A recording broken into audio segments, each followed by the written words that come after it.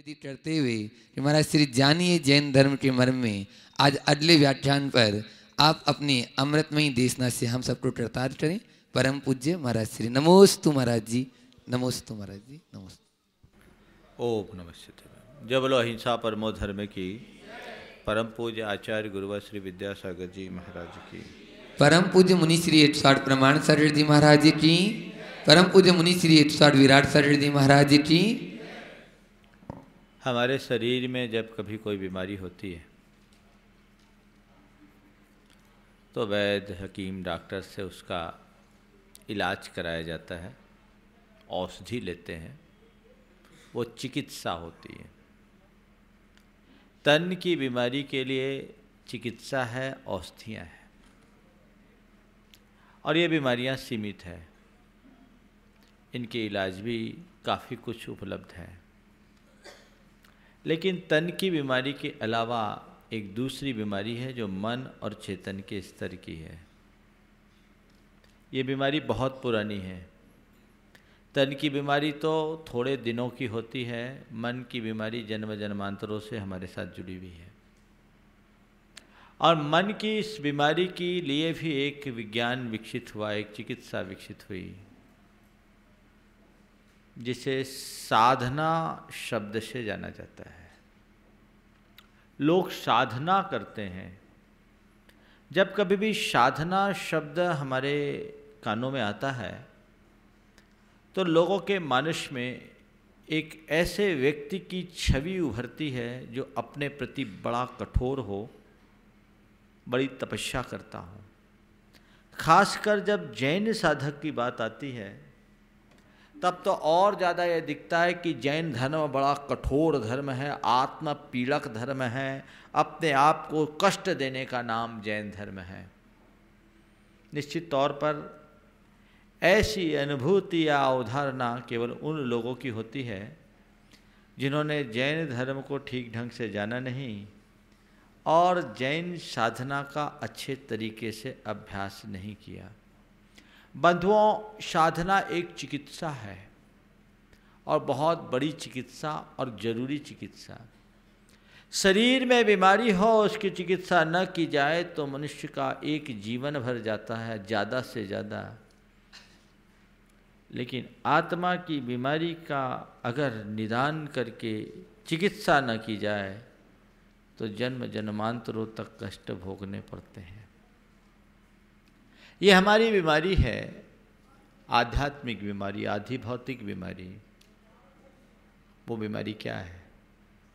हमारे अंदर के विकार, काम, क्रोध, लोभ, मोह, राग, द्वेष, वासना, ये हमारे अंदर के विकार हैं। और जब तक ये विकार हैं तब तक अशांति है। यही हमारे दुख के मूल हैं। लोग कहते हैं कि हम अनेक अनेक वजहों से दुखी हैं, पर सच्चाई ये है कि दुख का कारण बाहर के निमित्त कम, भीतर के विकार ज़्यादा है। और अध्यात्म साधना में उन्हीं विकारों के शोधन की बात की जाती है। जैन साधना यद्यपि त्याग और तपस्या प्रधान साधना है, लेकिन जैन साधना में दो बातों को बहुत प्रमुखता से रखा गया है। तन को साधो, मन को बांधो। जैन साधना का ध्येय तन को साधो, सताओ मत, और मन को बांधो। जब हम अपने तन को साध लेते हैं और मन को बांध लेते हैं तो हमारा जीवन बिल्कुल बदल जाता है। और इसे एक आध्यात्मिक दृष्टि से ही संपन्न किया जा सकता है। हमारे मन के जितने भी विकार हैं, इन विकारों को जीतने के लिए विभिन्न साधना पद्धतियों में अनेक प्रकार की क्रियाएं बताई गई। योग साधना को भी बहुत महत्व दिया गया और अनेक प्रकार के योग के प्रयोग के बल पर अपने भीतर के अनेक चक्रों के उद्घाटन की भी बात कही गई। पर जैन साधना में इस तरह की कोई बात नहीं। जैन साधना में योग शुद्धि की बात न करके उपयोग शुद्धि की बात की गई। योग यानी हमारी प्रवृत्ति और उपयोग यानी हमारी वृत्ति। मन वचन काय की प्रवृत्ति योग है, उस प्रवृत्ति को योग की साधना से नियंत्रित किया जाता है।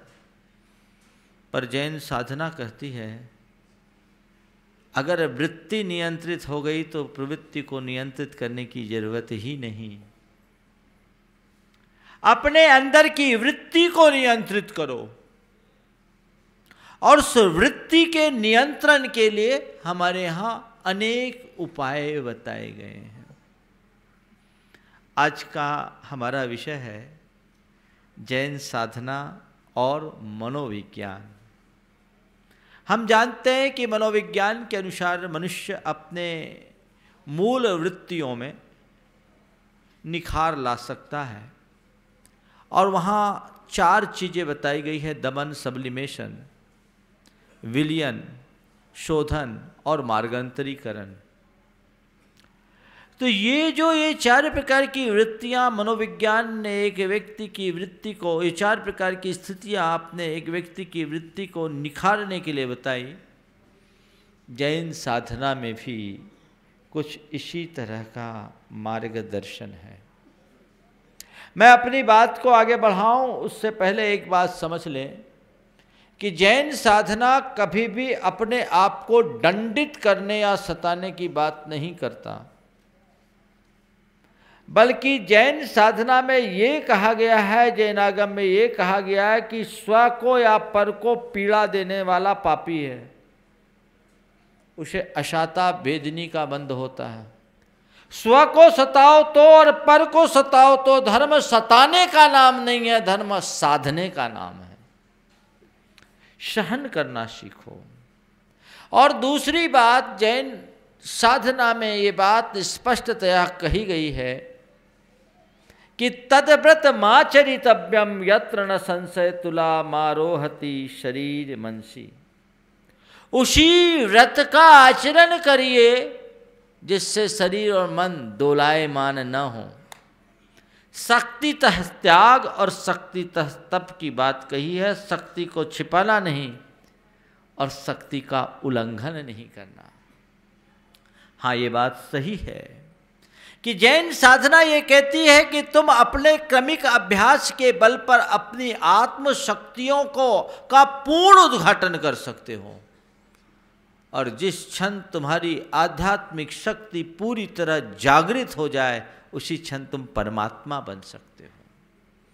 तो अपने विकारों को जीतना चाहते हो तो अपने भीतर की शक्ति को उद्घाटित करो। शक्तियां अंतर्निहित है, लेकिन हम उसका उपयोग करना नहीं जानते। इस कारण से क्योंकि हमारे चित्त और चेतना में विकारों के संस्कार गहराए हुए हैं। जब किसी को कोई अच्छी प्रेरणा मिलती है और उस प्रेरणा के बल पर किसी की चेतना जाग जाती है, भावना जाग जाती है, तो वो प्रेरणा पाकर अपने जीवन में असंभव सा दिखने वाला कार्य भी संभव कर लेता है। उदाहरण के लिए, आप लोग अगर किसी से कहा जाए कि आधा किलोमीटर पैदल चलो तो चलने को राजी नहीं होते हैं, और 27 किलोमीटर की पर्वतराज की वंदना खुशी खुशी कर लेते हैं। अभी मैंने परिक्रमा की पिछले 30 तारीख को।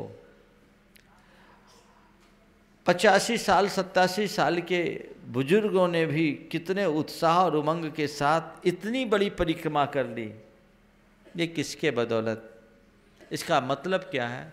शक्ति हमारे भीतर अंतर्निहित थी, उसकी अभिव्यक्ति हम नहीं कर पाते थे, उसको हम पहचानते नहीं थे। जैन साधना 3 बातों को महत्व देती है। अपनी शक्ति को पहचानो, पहली बात। दूसरी बात, उसका दोहन करो, और तीसरी बात, उसका नियोजन करो। मूल्यांकन, दोहन और नियोजन। मेरे पास क्या शक्ति है इसको पहले पहचानो, फिर उस शक्ति की अभिव्यक्ति करो, जितना निकाल सको निकालो, और उस शक्ति को अभिव्यक्त करके उसे अपने कल्याण के रास्ते में नियोजित करो। चेतना का उत्कर्ष तब होगा। अब रहा सवाल इस बात का कि ये हमारे विकारों को जीतने में कैसे सहायक होते हैं। जितनी भी जैन साधना है, आध्यात्मिक साधना है, और उस साधना में चित्त वृत्ति को नियंत्रित करने के उपाय बताए, जिनकी मैं आप सबसे चर्चा कर रहा था। उसमें सबसे पहला उपाय है व्रत। व्रत मतलब एक प्रकार का संकल्प, पापों का परित्याग, उस पर ब्रेक लगाना। नंबर 1, आप पहले व्रत लो। पर केवल व्रत लेने से आप निर्व्रत नहीं हो सकते। व्रत अंगीकार करो। व्रत तुम्हारी वृत्तियों के निखार में एक बहुत बड़ा माध्यम बनता, और इसी व्रत के 5 महाव्रत या 5 अनुव्रत के रूप में जैन साधना में चर्चा आती है। लेकिन कहा व्रत लेने मात्र से काम नहीं होगा। उसके बाद कहा कि इस व्रत की रक्षा के लिए भावना भाव। भावना, ये भावना क्या है? मन में संकल्प लेना व्रत है, और उस संकल्प को पुष्ट करने के लिए सतत कटिबद्ध रहना भावना है। हमने धरती में बीज बोया, बीज के बो देने मात्र से वह बीज पल्लवित हो ऐसी गारंटी नहीं है, क्योंकि बीज को बोने के बाद उसे समय समय पर खाद पानी देना भी जरूरी है। जैन साधक कहते हैं कि तुम अपनी चित्त की भूमि में कोई संकल्प का बीज बो दोगे, उतने मात्र से काम नहीं चलेगा। जिस संकल्प को तुमने अंगीकार किया है उसके लिए भावनाओं का सिंचन भी देते रहो, जिससे तुम्हारी संकल्प में स्थिरता है। दूसरी तरफ ये भावनाएं व्रतों की रक्षा के लिए, और कुछ भावनाएं हैं वृत्तियों के निखार के लिए। वो है 12 भावना।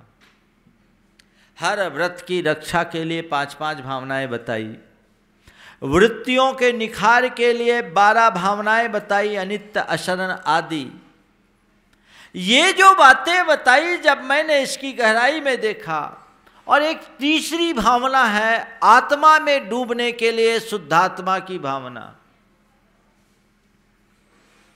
जब इनको मैंने गहराई से समझा और आधुनिक मनोविज्ञान में आए हुए जो नई नई बातें उनके साथ तुलना की, तो मुझे लगा कि आज के मनोवैज्ञानिक हमें जो दिशा दे रहे हैं, जैनाचार्य उससे काफ़ी आगे थे। अभी आप लोगों ने एक चर्चा सुनी होगी अवचेतन मन की शक्तियाँ, या द सीक्रेट के नाम से।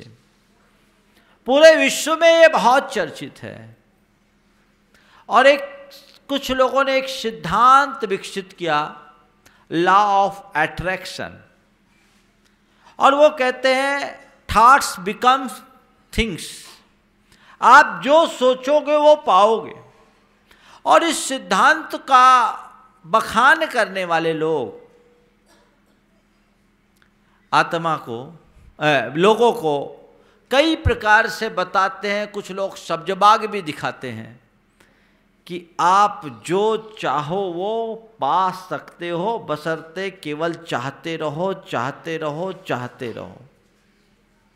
मुझे पता नहीं कि चाह करके पाने वाले लोगों में कितने लोग सफल हुए, लेकिन उनका सिद्धांत है कि हम जो कुछ भी सोचते हैं उसके संस्कार हमारे सबकॉन्शियस माइंड पर पड़ते हैं, और जो संस्कार हमारे सबकॉन्शियस माइंड पे रहता है वही हमारे कॉन्शियस माइंड में एक्टिव होकर आता है। तो जो भी हम चाहें अपने सबकॉन्शियस में अवचेतन मन में फीड कर दें, वो कालांतर में फलीभूत होगा। जैन साधना का मूल भी यही है। जब हमने आचार्य कुंद के ग्रंथों को पढ़ा, अध्यात्म के उत्कृष्ट ग्रंथों को पढ़ा, 12 भावनाओं के बारे में पढ़ा, और जब व्रतों की रक्षा के लिए भावनाओं की बात मैंने पढ़ी, 16 कारण भावनाओं की चर्चा आई, तो मुझे लगा यही तो है।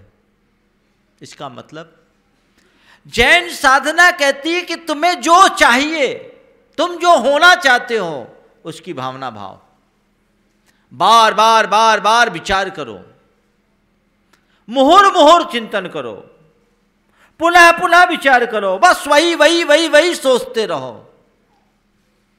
तो इस सोचने से क्या होगा? सोचने से तुम्हारे संस्कार गहराएंगे। भावनाओं को 2 तरीके से व्याख्यायित किया। एक तरफ से कहा गया है कि इन भावनाओं के बल पर तुम अपने व्रतों में स्थिर होगे, और दूसरी तरफ कहा गया है इन भावनाओं के बल पर तुम पापों से बच सकोगे, उन्हें साफ कर सकोगे। यानी जब हम अपने सबकॉन्शियस में भावनाओं के बल पर अच्छे भाव भरते हैं, तो हमारे पुराने जो संस्कार जमे हुए हैं अनादि के, वे सब धीरे धीरे साफ होने लगते हैं और ये नए संस्कार जम जाते हैं। पुराने संस्कारों का साफ होना कर्म की निर्जरा है, और नए संस्कारों का आरोपित हो जाना पुण्य भावों की अभिवृद्धि है। ये चलता अंदर अंदर, और ऐसी भावना भाते भाते साधक की एक अवस्था ऐसी हो जाती है जिसमें वह अपनी सारी दुर्बलताओं से ऊपर उठ जाता है। जैसे हम आप सब में एक संस्कार जमा हुआ है, शरीर में आत्मबुद्धि रखने की है। हम जब शास्त्र की सभा में बैठते हैं, गुरुओं के समागम में आते हैं, या जितनी देर अपने आप का चिंतन मनन करते हैं, उनमें से कुछ लोग जिनने ठीक ढंग से शास्त्र का अभ्यास किया, उतनी देर के लिए अपने आप को ये मानते हैं कि मैं शरीर नहीं हूँ, लेकिन जब व्यवहार में आते हैं तो क्या आता है? शरीर। क्यों? क्योंकि अनादि का संस्कार हमारे चित्त और चेतना में यही पड़ा है। बात समझ में आ रही? अब इसके लिए अध्यात्म की साधना कहती है, भेद विज्ञान का चिंतन करो। मैं कौन हूँ? ये देह नहीं हूँ, मैं आत्मा हूँ, मैं आत्मा हूँ, मैं आत्मा हूँ। स्वस्थ भाव में इसका बार बार चिंतन करो, चिंतन करो, इतना चिंतन करो, इतना चिंतन करो कि सपने में भी तुम्हारे अंदर से ये पुकारा है, मैं आत्मा हूं। सोहमित्तात संस्कारात् तस्मिन् भावनया पुनः, कि सोहम मैं वह हूं। सोहम शब्द जैनों का है, आज दूसरों ने उसका पेटेंट कर लिया, बात अलग है। समझ गए? सोहम मूल शब्द आचार्य पूज्यपाद ने उपयुक्त किया अपने समाधि तंत्र में, आज से 1400-1500 वर्ष पहले। तो अब दूसरे लोगों ने उसका प्रयोग करना शुरू कर दिया, जैनी लोग इसको जानते। सोहम, जो भीतर का अमूर्त तत्व है वह मैं हूँ। राग से, द्वेष से, मोह से, काम से, क्रोध से, लोभ से, सब प्रकार के विकारों से परे जो मेरे भीतर की चेतना है वह मैं हूँ। कोहम सोहम। मैं कौन हूँ? मैं कौन हूँ? मैं आत्मा हूँ, मैं आत्मा हूँ, मैं आत्मा हूँ। ये चिंतन, ये गहराई, इसको बोलते हैं शुद्ध आत्मा की भावना। मैं ज्ञाता हूँ, मैं दृष्टा हूँ, मैं शुद्ध हूँ, मैं बुद्ध हूँ, मैं निरंजन हूँ, मैं देहातीत हूँ, मैं शरीरातीत हूँ, मैं इंद्रियातीत हूँ, मैं विषयातीत हूँ, मैं कामातीत हूँ, मैं क्रोधातीत हूँ, मैं लोभातीत हूँ, मैं मोहातीत हूँ। ये संस्कार तुम्हारे चित्त पे जितने गहरे होंगे, तुम्हारा भेद विज्ञान उतना पुष्ट होगा। और इसके भी दो स्तर हैं। एक स्तर में तुम्हारा भेद विज्ञान केवल पुष्ट होगा, और जब ये गहरे हो जाएंगे तो तुम उस भेद विज्ञान का अनुभव करने लगोगे। इसे ही हमारे आचार्यों ने दो स्तर की साधना बताई, एक सराग और एक वीतराग। सराग में केवल श्रद्धा है, ज्ञान है, और वीतराग में उसका अनुभव है, आचरण है। समझ गए? जो क्रमिक होता है, धीरे धीरे। एक पुरानी कथा आती है, गुरु के पास शिष्य पहुंचा, गुरुदेव ध्यान करता हूं, मन नहीं लगता, कैसे ध्यान करूं? आप आत्मा का ध्यान करने को बोलते हो, आत्मा दिखती नहीं, कैसे आत्मा का अनुभव करूं? गुरु बहुत पहुंचे हुए थे। उन्होंने कहा भैंस को देखा? बोले हाँ देखा। बोले जा गुफा में बैठ, भैंस का ध्यान कर। शिष्य श्रद्धालु था, बिना तर्क वितर्क के गुफा में बैठ गया और भैंस का ध्यान करने लगा। 3 दिन के लिए भैंस का ध्यान करने का मन बनाकर वह पहुंचा, और गुफा में 3 दिन तक मैं भैंस हूँ, महिषो हम, महिषो हम, महिषो हम। अब भैंस का ध्यान करना शुरू कर दिया, और भैंस का ध्यान करते करते करते करते इतना लीन हो गया कि उसको कुछ पता ही नहीं। गुरु ने 3 दिन बाद कहा हो गया ध्यान, बाहर निकल। शिष्य ने कहा गुरुदेव बाहर कैसे निकलूं? गुफा का द्वार छोटा है और मेरी सींगें बड़ी है। वो भैंस का ध्यान करते करते भैंस हो गया। तो गुरु ने कहा अरे तू भैंस का ध्यान किया तो भैंस हो गया, परमात्मा का ध्यान करेगा परमात्मा बन जाएगा, उसमें सोचने की बात क्या है? उसका ध्यान कर। ये साधना का मूल पक्ष है, उसे समझो। विडंबना ये है कि जो लोग जैन धर्म से परिचित नहीं हैं वो जैन साधना को कठोर साधना कहते हैं, पर बहुत सारे जैनी भी जैन साधना के इस रूप को समझते नहीं और केवल ऊपरी तपस्या का मतलब ही साधना समझते हैं।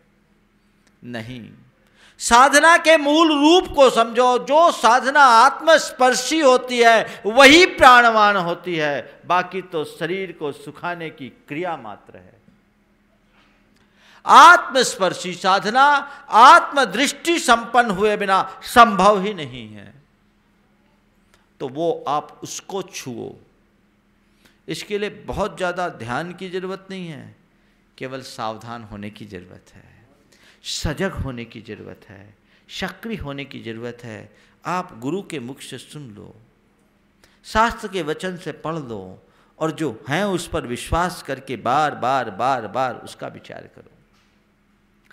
मनुष्य के सबकॉन्शियस पर उसकी एक्टिविटीज का असर बहुत गहरा पड़ता है। अब्राहम लिंकन का नाम आप लोगों ने सुना होगा। एक ज़माने में एक बड़ा नाटककार था। दक्षिण अफ्रीका में वो अब्राहम लिंकन का बहुत रोल किया करता था। उसने जीवन में केवल एक ही किरदार निभाया, वो अब्राहम लिंकन का। और वो ऐसा कि किरदार निभाते निभाते ऐसा हो गया कि खुद को ही अब्राहम लिंकन कहना शुरू कर दिया, अपने आप को अब्राहम लिंकन मानना शुरू कर दिया। संस्कार देखो कैसे होते हैं। जब वो अपने आप को अब्राहम लिंकन कहना शुरू कर दिया तो लोगों ने कहा कि भैया तुम पागल हो गया, तू अब्राहम लिंकन कहाँ? लेकिन वो माना नहीं। कहते हैं कि उसे लाई डिटेक्टर पर रखा गया, झूठ बोलने की मशीन। समझ गए ना? झूठ बोलने की मशीन देखी है कभी? एक दिन मैंने सभा में पूछा क्यों भाई आप लोगों ने झूठ बोलने की मशीन देखी है? बोले देखिए। बोले कहाँ पर है? बोले मेरे घर पर है। बोले कौन है? बोले मेरी घर वाली।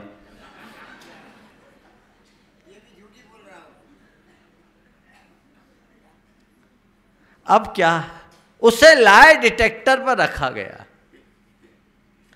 और लाई डिटेक्टर पर रखा गया तो कहते उस आदमी ने सोचा इस झंझट में कौन पड़े, बोल देता हूं कि मैं अब्राहम लिंकन नहीं हूं। और आप सुनकर ताज्जुब करोगे, जैसे उसने कहा कि मैं अब्राहम लिंकन नहीं हूं, लाई डिटेक्टर में नेगेटिव वाइब्रेशन हो गया। माने उसका सच झूठ हो गया। इतना गहरा संस्कार था। अनादि के संस्कार हम आप सब में हैं। राग द्वेष मोह के संस्कार है। उस संस्कार के निर्मूलन के लिए एक लंबा अभ्यास चाहिए, और वही अभ्यास साधना है। ध्यान रखना, शास्त्र पढ़ने का नाम साधना नहीं, शास्त्र का चिंतन करके अपने जीवन में उतारने का नाम साधना है। शास्त्र पढ़ करके केवल जानो और उसको गुण करके अपने अंदर उसका अनुभव करने की कोशिश करो।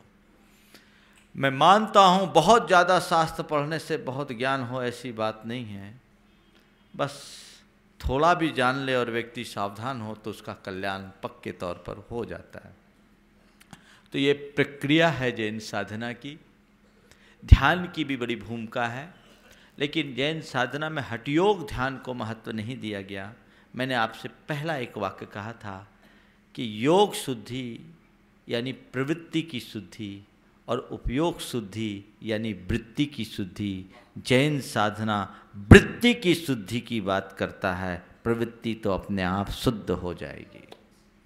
उसका लक्ष्य है अपने वृत्तियों को शुद्ध करना। वृत्ति यानी जो हमारे अंदर की मूल संस्कार की भावनाएं जिससे जन्म लेती है, जो हमारी सारी प्रवृत्तियों को प्रेरित करती है, जिसके कारण हमारी सोच, भाव दशा, हमारी वचन व्यवहार और हमारा अन्य प्रकार का शारीरिक व्यवहार संचालित होता है, उसको ठीक करो। ये वृत्ति है हमारा सबकॉन्शियस माइंड, इसको कंट्रोल करें। यही साधना, उसको उस तरीके से आप कर सकते हो। समय सार रटने से समय का सार नहीं पाओगे, समय सार को जीने से समय सार पाओगे। तो मैं कौन हूं इसका बार बार स्मरण। संस्कार बड़े विचित्र है। आचार्य पूज्यपाद ने लिखा कि जाननप्य आत्मनस्तत्वं विविक्तम भावयन अपि पूर्व भ्रांति वसात चेता भूयो भ्रांति में विगच्छति। कि आत्मा के बारे में विचार कर लेने के बाद और एकांत आत्मा के तत्व को जान लेने के बाद और एकांत में उसका बार बार विचार करने के बाद भी पुराने संस्कार इतने प्रभावी हो जाते हैं कि बार बार वहीं ले जाते हैं जहां हमको नहीं जाना है। उन संस्कारों का शोधन, यही है हमारी साधना का लक्ष्य।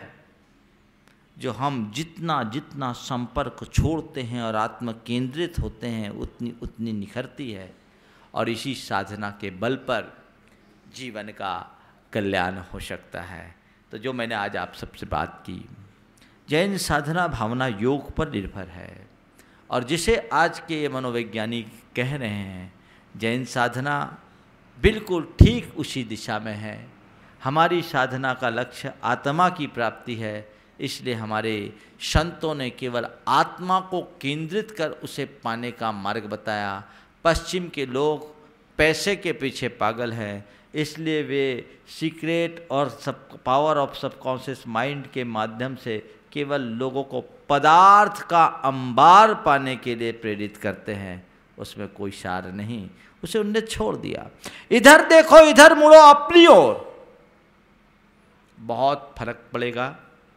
तो ये मान के चलिए कि एक साधना, जैन साधना एक ऐसी साधना है जो हमारे जीवन के रूपांतरण का बहुत बड़ा आधार है। इसमें कठिनाइयाँ कहीं नहीं, कठोरता कहीं नहीं। एक दिन एक व्यक्ति ने मुझसे पूछा, महाराज जी आपका जीवन बड़ा कठोर है। बोले क्यों भाई, क्या बात दिख रहा है, देखो मुझे छू के देखो, मैं तो कहीं से कठोर नहीं हूँ। साहब नहीं महाराज आपकी तपस्या बड़ी है, आप तो बहुत कठोर हैं, हम लोग ऐसे नहीं कर सकते। भाई ऐसी बात नहीं।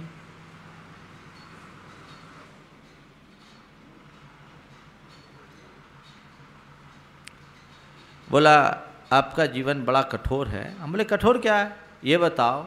मेरे चेहरे पे कोई तनाव के भाव दिख रहे हैं, मेरे अंदर कोई उद्वेग दिख रहा है, मैं कहीं से हैरान परेशान दिख रहा। नहीं महाराज आप लोग एक टाइम खाते हैं, पैदल चलते हैं, केश लोच करते हैं, सर्दी गर्मी बरसात सहते हैं, कितनी कड़क ठंड है आप कुछ भी नहीं पहनते, हम लोगों से तो ये बर्दाश्त नहीं होता, वाकई में आपका जीवन बड़ा कठिन है।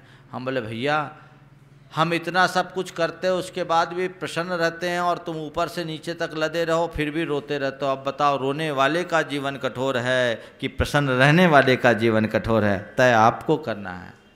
बंधुओं ध्यान रखना, कष्ट तब कष्ट प्रतीत होता है जब तक हम उसको स्वीकार नहीं करते। कष्ट से तकलीफ नहीं है, कष्ट की अनुभूति से तकलीफ है। यदि कोई कार्य आप खुद मन से स्वीकारोगे तो कितना भी कठिन कार्य हो वो आपको आनंद देगा, और कोई कार्य आपसे ज़बरदस्ती कराया जाए तो कितना भी सरल हो वो आपके लिए कष्टदायी होगा। इसलिए धर्म का काम अंतः प्रेरणा से करो, सब सहज और सरल हो जाएगा, इसमें कोई ऐसी बात नहीं। तो एक धारणा बनाइए कि जैन धर्म कहीं से भी कठोर नहीं है। जैन धर्म में, जैन दर्शन में जो जीवन मूल्यों की बात की है वो मैं समझता हूँ किसी भी धर्म में नहीं की गई। जैन धर्म ही एक ऐसा धर्म है जिसमें उत्तम क्षमा, मार्दव, आर्जव, शौच, सत्य, संयम, तप, त्याग, अकिंचन, ब्रह्मचर्य जैसे उदात्त जीवन मूल्यों की आराधना के लिए साल में 10 दिन निश्चित किए गए और इसे पर्वाधिराज की संज्ञा दी गई। किसी देवता की पूजा आराधना, किसी परमात्मा की पूजा आराधना या अन्य प्रकार की साधना का विधान तो विभिन्न परंपराओं में और दर्शनों में किया गया, लेकिन जीवन मूल्यों की आराधना की बात केवल जैन धर्म कहता है। जैन धर्म की इससे बड़ी उपयोगिता और सर्वग्राह्यता और क्या हो सकती है। आप इन बातों को समझें तो ये धारणा बिल्कुल दूर करें। आज के इस प्रतिपादन को मैं समझता हूँ आप लोगों ने समझ लिया होगा कि हमारे आचार्यों ने कितने मनोवैज्ञानिक तरीके से इन बातों को बताया है। अगर मैं अभी एक एक पहलू की बात करूँ, हमारे जिस तरह का जैन शास्त्रों में मनोवैज्ञानिक विवेचन है तो काफ़ी लंबा टाइम लगेगा, प्रश्नोत्तरी में भी थोड़ा समय जाना चाहिए। इसलिए आज की इस चर्चा को मैं विराम देता हूँ। जब तक आप सबके बीच मुखातिब होऊंगा, मैं अपनी ओर से और आपके प्रश्न आने पर प्रश्नोत्तर के रूप में, शंका के समाधान के रूप में ये बातें चलती ही रहेगी। अभी तो चलना ही है, जब तक आपका भाग्य होगा चलता रहेगा। कुछ भाइयों ने बोला महाराज जी ये टाइम आपका चेंज हो गया तो हम लोग तो आ ही नहीं पा रहे हैं, यहाँ आते हैं टाइम से तब तक आपका सिमट जाता है। तो हम बोले भैया हमारा नहीं मिलता तो ब्रह्मचारी का तो मिलता ही है। संजीव ब्रह्मचारी ने कहा महाराज हमको तो फायदा हो गया। बोले क्या हो गया? बोले आपको सुनने के लिए आए, आप तो चले गए, हमको मिल गया। तो भाई ऐसी बात है, किसी का हमने उनको बोला कि भैया तुम्हें सुनाया हमें सुना, बात तो भगवान की सुना, और अगर भगवान की बात सुन लिए तो हम सबका काम अपने आप हो ही गया, ये सोचना चाहिए। तो बात ऐसी है, चूँकि सर्दी है, दिन जल्दी अस्त हो जाता है, इसलिए ये कार्यक्रम का समय यहाँ पर जो आप लोग सामने सुन रहे हैं, हमने पिछले कुछ दिनों से जानिए जैन धर्म का मर्म, उसके लिए आवश्यकता है कुछ प्रतीक्षा करने की। चलिए आगे की कार्रवाई के लिए बोलिए परम पूज्य आचार्य गुरुवर श्री विद्यासागर जी महाराज। बोले परम पूज्य मुनि श्री 108 प्रमाण सागर जी महाराज जी की। परम पूज्य मुनि श्री 108 विराट सागर जी महाराज जी की। बंधुओं आप देख रहे हैं अभी इस शाश्वत धरा पर जो विश्व की एक अद्भुत कृति बन रही है, और यहाँ सिद्धों की आराधना भी लगातार चल रही है। पहले गुवाहाटी वालों ने किया, अभी तेंदुखेड़ा छिंदवाड़ा वाले कर रहे हैं, और आज उसी कड़ी में तेंदुखेड़ा से डॉक्टर सचिंद्र मोदी तेंदुखेड़ा साडोनी या आज सूत्रधार के रूप में जुड़े हैं। जोरदार तालियों से आप उनका स्वागत करें। मैं अनुरोध करूँगा, अभी उनको जाना है आज, इसलिए वे आएंगे। परम पूज्य महाराज श्री कृषि चरणों में नमोस्तु निवेदित करते हुए आशीर्वाद प्राप्त सब परिवार चले आए। डॉक्टर सचिंद्र मोदी तेंदुखेड़ा साडोनी, श्री विजय कुमार जैन, कमलेश जी जैन सागर, ये भी आज सूत्रधार के रूप में जुड़े हैं, वे भी परिवार के साथ में चले आएंगे। जोरदार तालियों से उनका भी स्वागत अभिनंदन करेंगे। ये सभी महानुभाव यहाँ पर जो विधान चल रहा है उस विधान में बैठे हैं। श्री निर्माण मित्र में जुड़ने वाले हैं स्वर्गीय अमरचंद जी पहाड़िया की धर्मपत्नी गुलाब देवी पहाड़िया और उनकी पुत्री संगीता पहाड़िया, जयपुर राजस्थान। इन्होंने निर्माण मित्र में अपना योगदान दिया है, जोरदार तालियों से उनका भी स्वागत। दीपचंद जी शांति देवी माधोपुर राजस्थान, उन्होंने निर्माण मित्र में अपना योगदान दिया है, बहुत बहुत धन्यवाद। श्री अनिमेश जैन बहरीन दुबई, इन्होंने निर्माण निधि सदस्य में अपना योगदान दिया है, जोरदार तालियां। मीना जैन,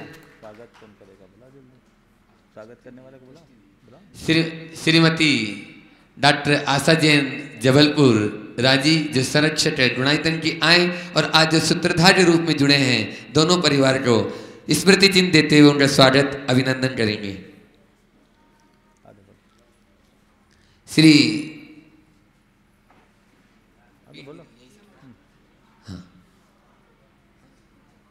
डॉक्टर सचिंद्र मोदी जी आ गए हैं तेंदुखेड़ा सारोनी, उनका स्वागत अभिनंदन कर रही हैं। डॉक्टर का सम्मान डॉक्टर करे तो बहुत बड़ी बात है और संरक्षक है डॉक्टर आशा जैन जबलपुर राजी वे स्मृति चिन्ह। आप लोग जोरदार तालियों से उनका स्वागत अभिनंदन करेंगे। इसी क्रम में श्री विजय कुमारी जैन, कमलेश जैन, श्रीमती कमलेश जैन सागर वे भी चले आए और उनको भी स्मृति चिन्ह दे रही हैं डॉक्टर आशा जैन जबलपुर। निर्माण निधि सदस्य जो नाम आए हैं मैं दोहरा रहा हूँ, आप उन तालियों से अनुमोदन करेंगे। अनिमेश जैन बहरीन दुबई, मीना जैन बापू नगर जयपुर राजस्थान, बाबूलाल जैन वीरेंद्र महेंद्र विनीत आदर्श जैन जयपुर राजस्थान, राजेंद्र जैन किरण कांति जैन ग्वालियर मध्य प्रदेश, सत्य प्रकाश जैन सुशीला जैन टोंक रोड जयपुर राजस्थान, विमलाबाई भाजचंद विनायक के औरंगाबाद महाराष्ट्र, कैलाश संजी जैन हो गया, कैलाश संजी जैन मटरोनिया सागर, नेमीचंद जी मोदी साडोनी तेंदुखेड़ा मध्य प्रदेश, सचिन जैन शिवनगर जबलपुर, महेंद्र कुमार सुधीर अनुराग विवेक जैन नरसिंहपुर, जय कुमार जैन मारुति जैन मालती जैन, सौरभ कुमारी जैन पीसनहारी उर्वा जबलपुर। सभी महानुभावों के लिए एक बार जोरदार तालियों से इनका स्वागत अभिनंदन करेंगे। एक और पर्ची आई है श्रीमती उर्मिला जैन, वैभव जैन, पारस जैन बिजनौर, ये भी निर्माणी सदस्य बने। नवीन जैन, भावना जैन, वैभव जैन, पारस जैन बिजनौर, विपिन जैन, नितिन जैन, वैभव जैन सपरिवार बिजनौर और सुरेश चंद जी जैन, वैभव जैन, पारस जैन सपरिवार बिजनौर। चारों महानुभावों के लिए जोरदार तालियों से उनका स्वागत अभिनंदन। श्रीमती किरण जी सुरेश जी जैन बेंगलोर, इन्होंने आज अपने जन्मदिन के उपलक्ष्य में निर्माण निधि सदस्य में 11,000 रुपये की राशि दी। जोरदार तालियों से उनका भी स्वागत अभिनंदन। अभी अभी कार्यकर्ताओं के पास में फोन आया है और चलते हैं आज के संकट समाधान के सत्र की ओर। और सबसे पहले मैं डॉक्टर सचिंद्र मोदी जो आज सूत्रधार के रूप में जुड़े हैं वे प्रथम प्रश्न परम पूज्य महाराज श्री के श्री चरणों में रखेंगे। उनके बाद में अनुज जैन अलवर अंबिया साउंड वे तैयार रहेंगे। सचिंद्र मोदी जी चले आए। अनुज जैन अंबिया साउंड वे भी नहीं है, चलिए कोई बात नहीं। महाराज श्री आज प्रश्न जो पूछ रहे हैं,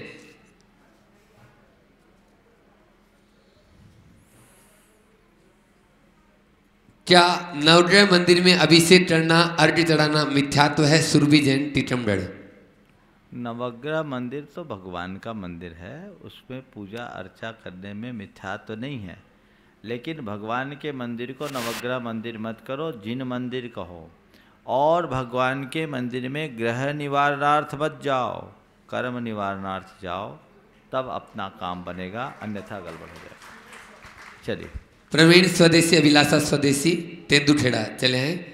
महाराज श्री को नमोस्तु। कर्म सिद्धांत के आधार पर जैन धर्म का मर्म बहुत सरल और वैज्ञानिक ढंग से समझाने में आ रहा है।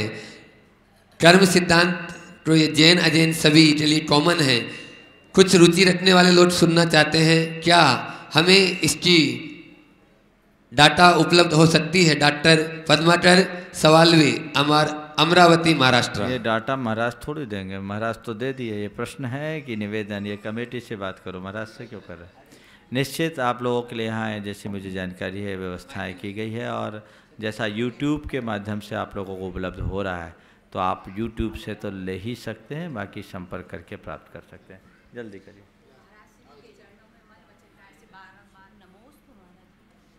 हाँ जल्दी पूछो। महाराज श्री प्रतिक्रमण के बाद में जो पंक्ति आती है, अवलंब न मिल पाया कोई, ढूंढत ढूंढत पग हार गए, बिन ज्ञान गुरु की शरण गए, 16 नरभव बेकार गए। 16 नरभव से क्या? मनुष्य पर्याय जैसे किसी जीव को प्राप्त होती, लगातार मनुष्य से मनुष्य बनते हैं तो 48 भाव में होते हैं। इसमें 16 पुरुष, 16 स्त्री, 16 नपुंसक के, तो इस तरह से 48 भाव लगातार हो सकते हैं। पर ऐसा नहीं है कि 48 भाव ही त्रस्पर्याय काल में होंगे। कुछ लोग ऐसी व्याख्या करते हैं कि 2000 सागर रूप त्रस्पर्याय के काल में मनुष्य के 48 पर्याय ही होते हैं। ये बात ठीक नहीं है। आगम कहता है कि लगातार 48 भाव होंगे, बीच में एक आध भाव का गैप हो जाए तो वापस 48 भाव भी हो सकते हैं।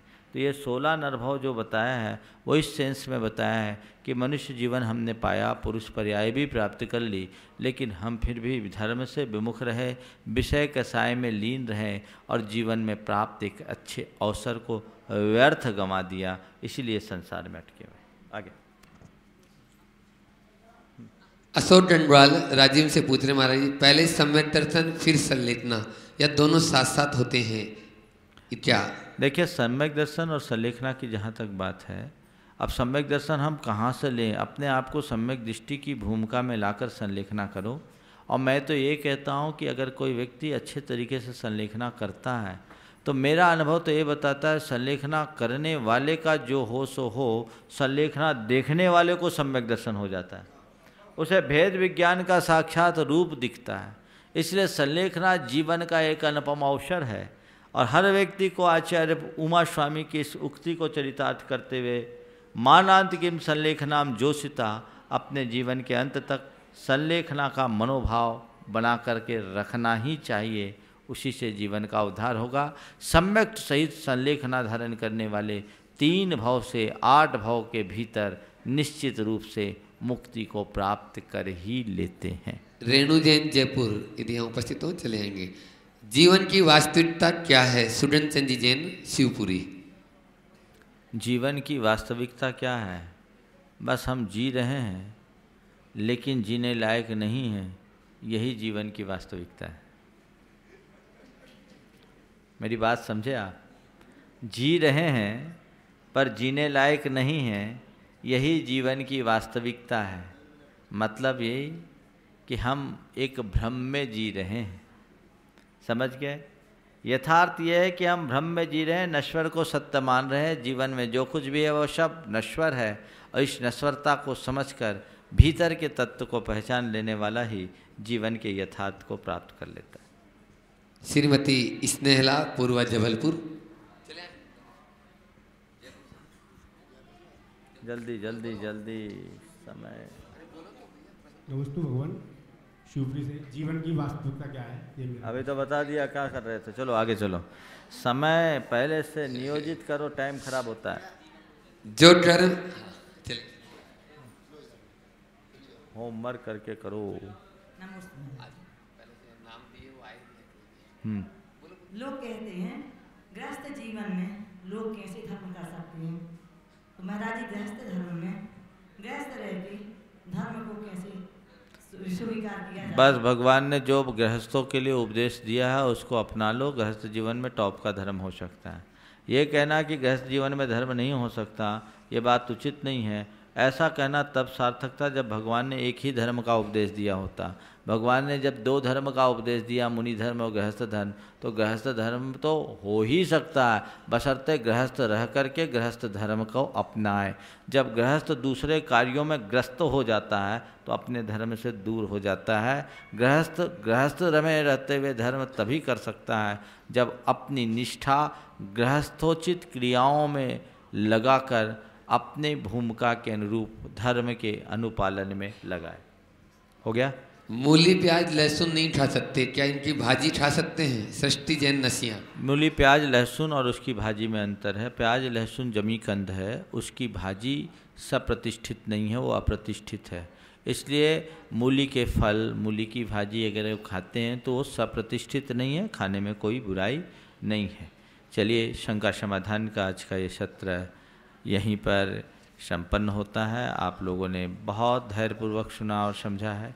आगे भी इसी तरह की भावधारा को बनाए रखें और कल से सबको प्रश्न पूछने का पर्याप्त अवसर मिलेगा। इसलिए जिनको भी प्रश्न पूछना है पहले से प्रिपेयर्ड होकर के आएँ, प्रश्न यहाँ पहले से पहुँचाएँ और चुनिंदा प्रश्नों को ही यहाँ आमंत्रित किया जाएगा।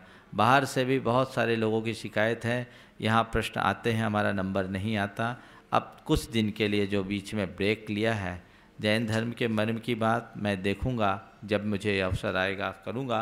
लेकिन आप जिनके जिनके प्रश्नों का नंबर नहीं आ रहा है फिर से प्रश्न भेजिए, आप लोगों को चांस मिलेगा। व्यवस्था कल से ऐसी रखें कि आधे प्रश्न यहाँ के लोगों के और आधे प्रश्न उनके जो यहाँ आ नहीं पाए हैं पर नियमित सुनते हैं। व्यवस्था की भागीदारी जिम्मेदारी तुम्हारी है, थोड़ा ध्यान रख करके करना।